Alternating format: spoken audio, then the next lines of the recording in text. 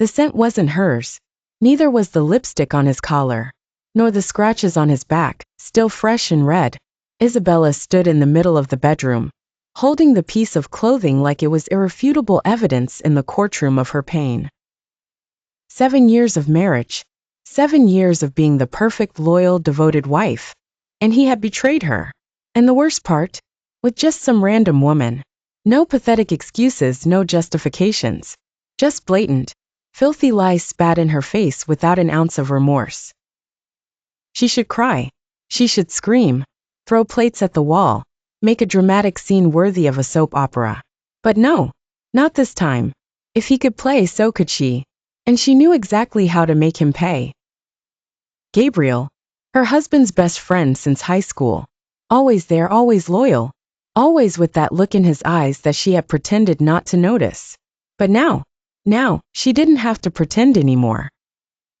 So when she called him that night, asking him to pick her up because she had found out everything and didn't want to be alone, he came running. Just as she knew he would. She greeted him with false tears in her eyes, the innocent face of a woman destroyed by betrayal. And he believed her. Walked right into her trap. The sound of rain hitting the windows made everything feel even more intimate. Isabela curled up on the couch beside him, red wine staining her lips in a sinful shade. Why do men cheat, Gabriel?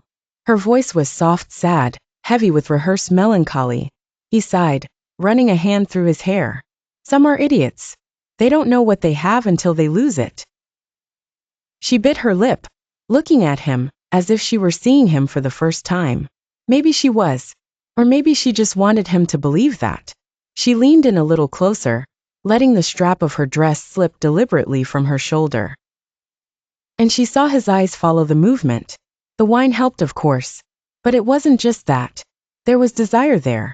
And it wasn't new. You've always been different from him, she whispered. Gabriel swallowed hard. I say. She placed a finger over his lips, silencing any protest he might have made. Sho, I just want to forget the pain for one night. Her eyes met his. A silent plea she knew he wouldn't resist. He never had. And then he gave in.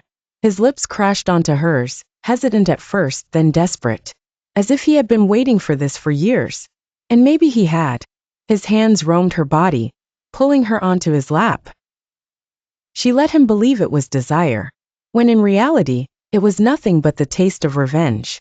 The sheets were tangled, their bodies sweaty and entwined. Gabriel slept beside her, satisfied, lost in what he thought was passion. Isabela, however, was wide awake. The phone in her hand, the perfect picture taken from the perfect angle. She smiled, dialing her husband's number. When he answered, his voice groggy from sleep, she waited a second before whispering, "We're even now, darling." And she hit send. The image of his best friend naked in her bed would be the last thing he'd see before realizing he had lost. Because revenge always tasted better between the sheets.